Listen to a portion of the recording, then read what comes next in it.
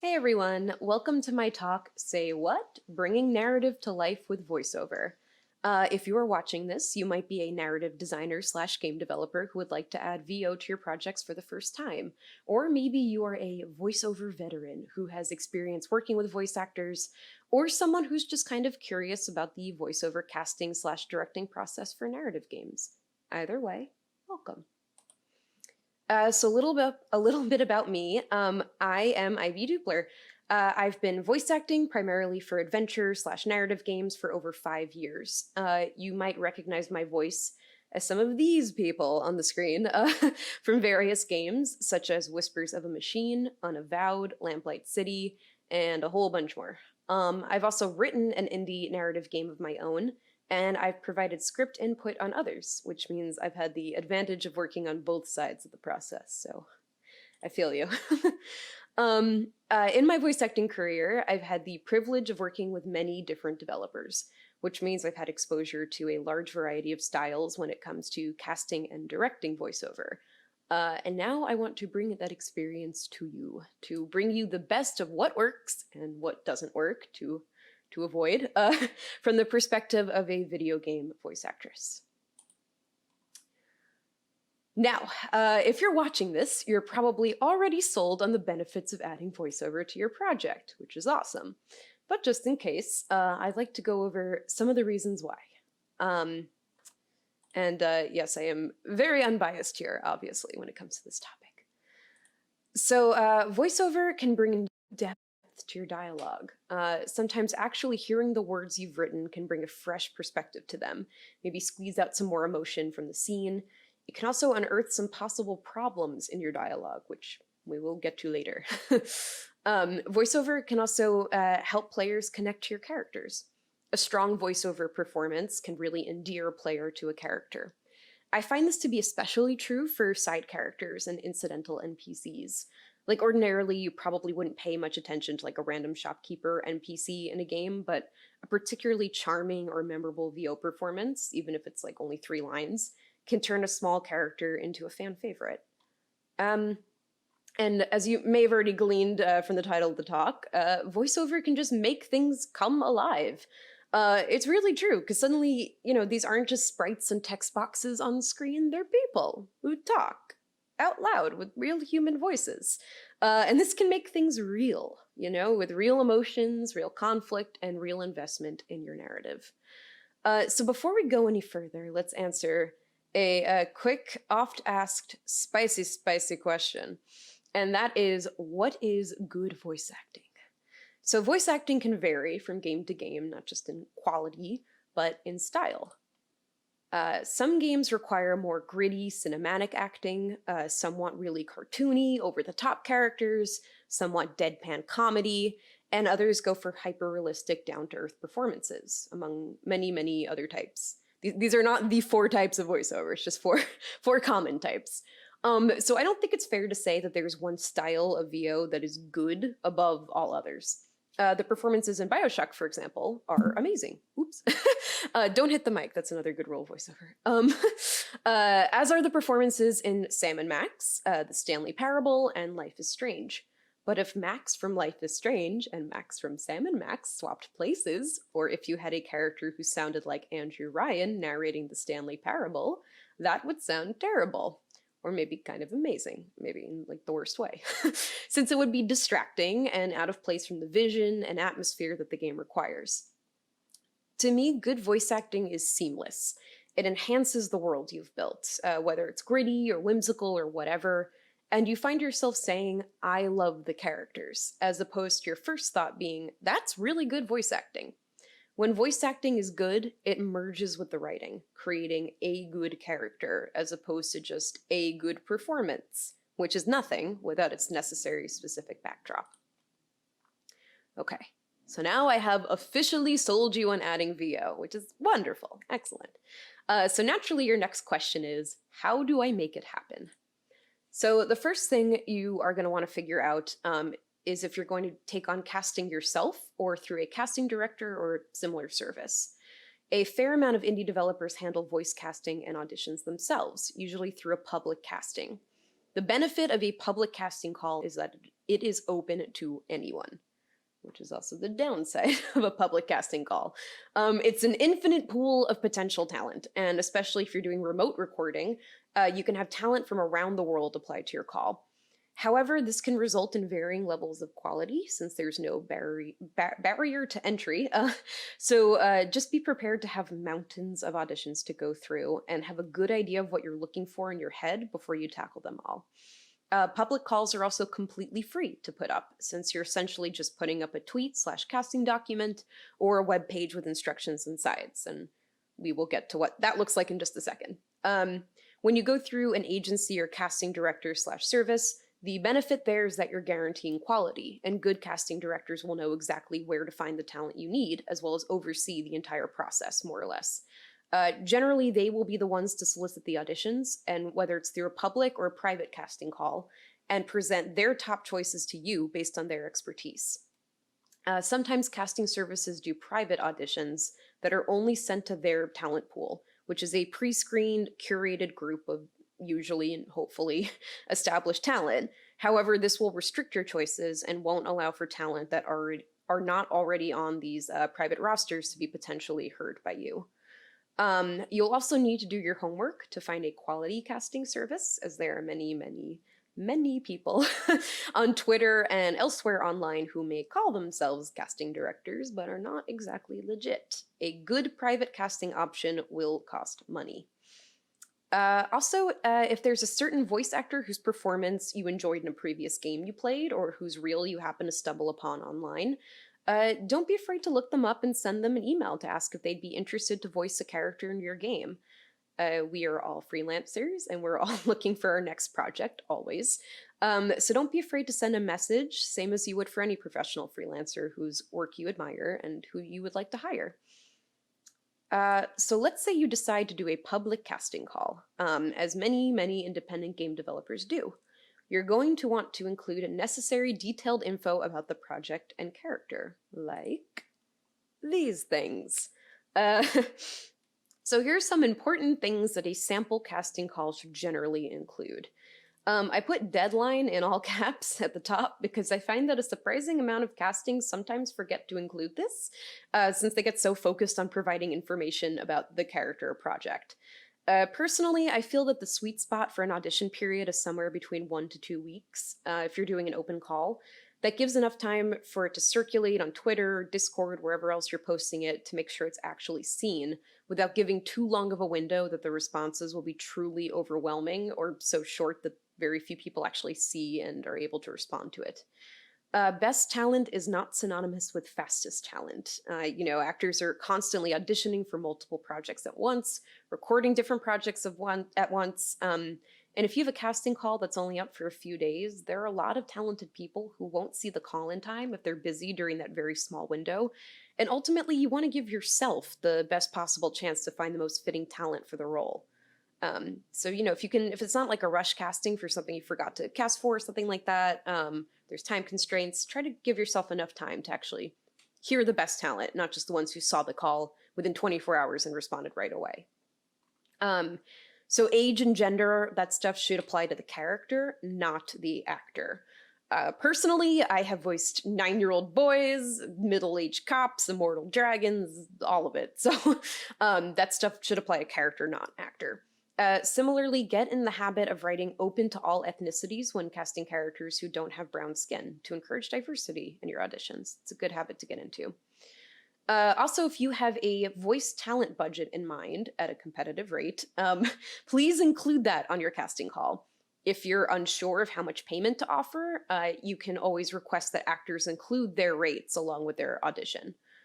Also, some casting calls include what pitch the character's voice should be, which can be helpful in terms of providing a ballpark of sorts for the voice actor to go off of.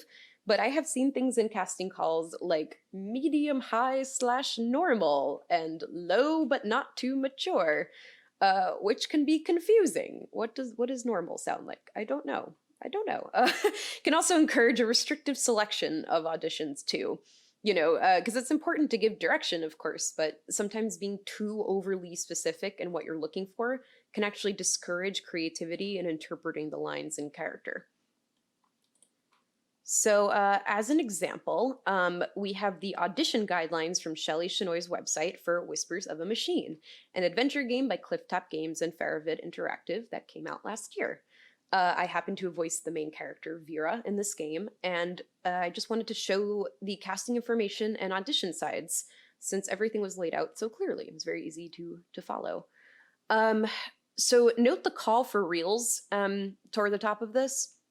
If you're looking to cast a game with lots of little, like 3 to 5 line roles in particular, like lots of filler, smaller parts, you don't necessarily need to request custom auditions for each and every role. And when I say custom auditions, I mean just like written audition lines. Because voice actors have character reels which can speak for themselves, literally, and show off their range in past work sometimes. So for example, if you're looking to cast several guard characters in your game, it can be a waste of both the actor's time and your time, quite frankly, to solicit custom reads for "Halt! Who goes there?" and "Intruder in the castle," eventually sorting through dozens, if not hundreds of takes of the same 2 generic style lines.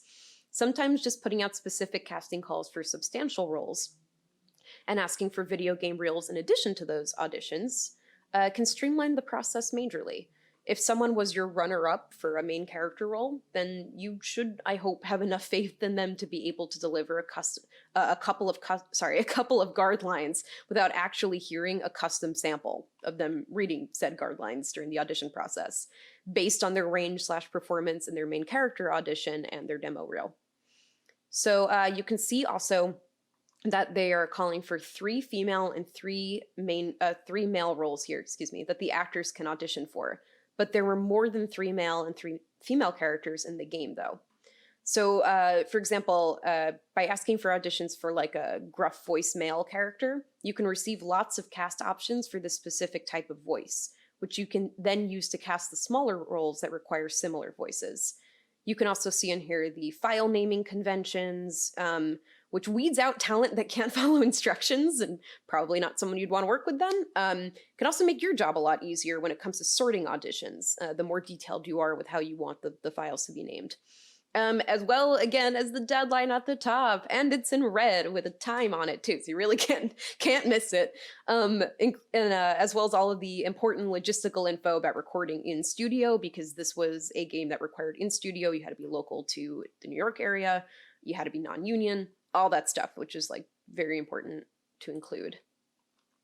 So in addition to the overall audition guidelines, we also have individual sides, which just means the audition lines plus character info for all of the characters that you'd like actors to read for. So for example, here we have the audition sides for Vera. You can see the brief character info up top. It's the essentials. It says she's the protagonist, which is important for actors to know so they know the scope of the role.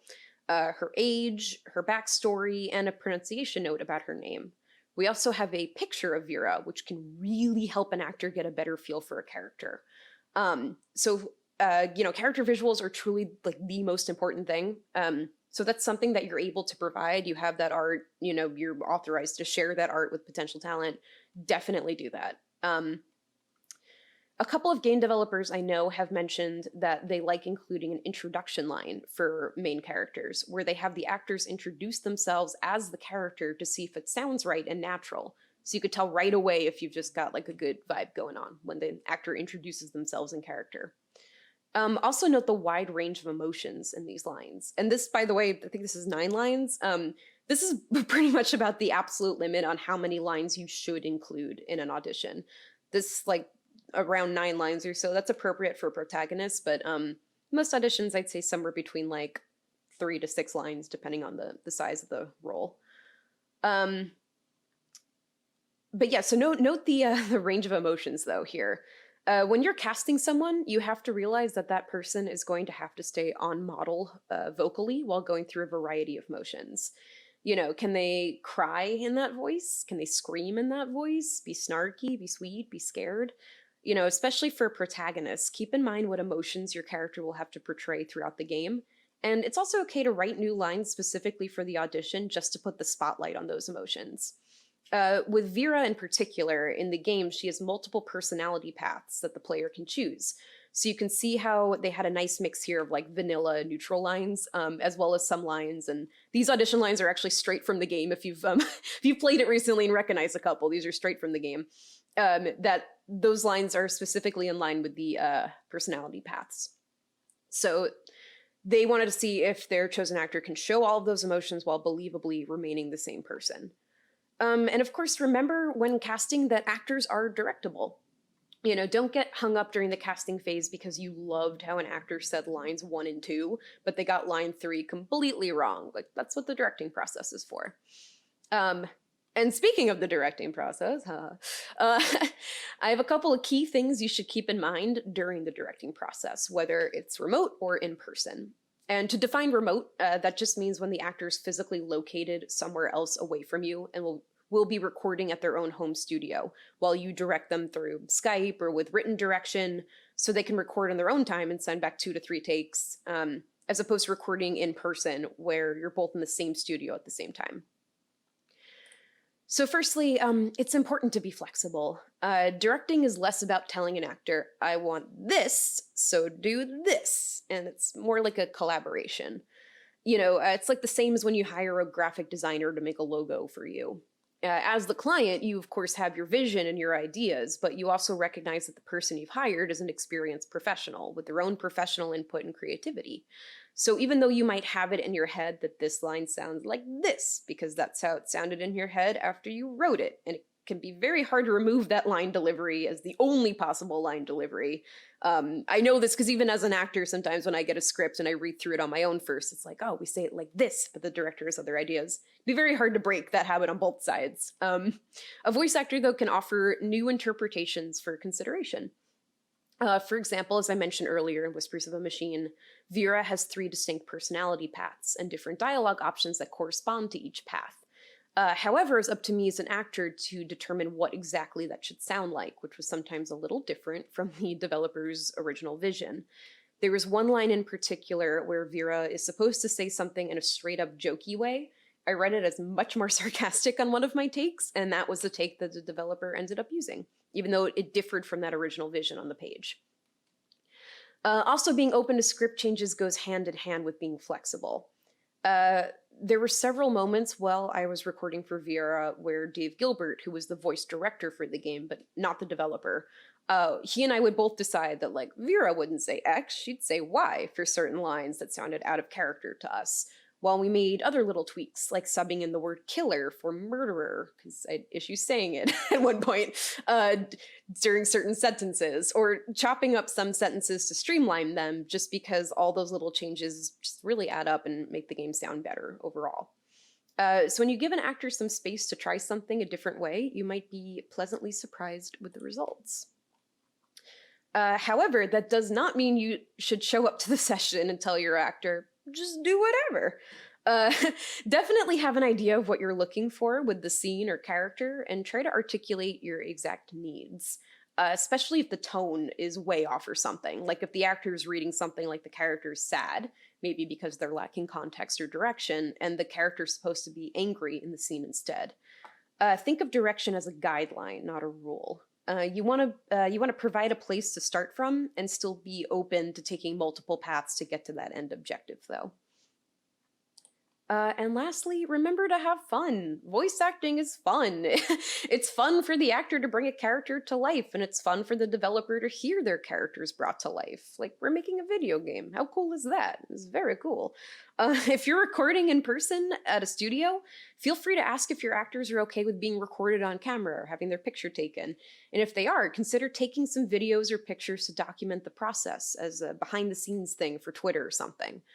People really like seeing that stuff, and it's like a fun way to get some cool behind-the-scenes stuff for your game. It's also fun when games decide to include a blooper reel, which is something Wadjedi Games and Grundislav Games do a lot as like a bonus feature during their commentary tracks. So please just don't forget to have fun with it. We're all here to have fun. Now, none of what I just said matters unless we're dealing with a readable script. And what I mean by readable is a script that can be read out loud and not sound like copy from a writer, as my Twitter pal Luis Hernandez puts it. So naturally, the first way we go about avoiding that is by reading your script out loud. I know, it's very surprising. Just read it out loud after you write it, and hear if it sounds right. Are there any accidental tongue twisters, giant run-on sentences that work on the page but not when spoken out loud? Think about player interaction as well. Do you have a lot of unskippable text blocks that a player will have to sit through? I'd say to err on the side of using voiced monologues sparingly. Again, depends on the game you're making, but for this reason, you know. Similarly, remain cognizant of breaths in your script. Commas, semicolons, periods, all these things can indicate for an actor where a little breath or big breath can be taken. Some actors like to take huge, audible breaths before diving into copy, which you can later edit out, but just try to be aware that voice actors, just like normal humans, breathe mid-sentence, especially if you have long run-on sentences with very few commas or pauses. Lastly, you can trust voice actors to convey the emotions needed by the scene. You don't need to write a line that says, "I'm really sad." You can just write dialogue that sounds believable and trust the actor to convey that sadness in the moment. It's awkward to say for an actor and also hear for a player a character frequently voice exactly how they're feeling. People don't do that in real life. We have to rely on context clues and things. So, it's implied by their emotions when they're speaking, how people are feeling. So trimming your script of instances where characters explicitly voice their feelings will help it feel more realistic. It's the basic show, don't tell, all that good stuff.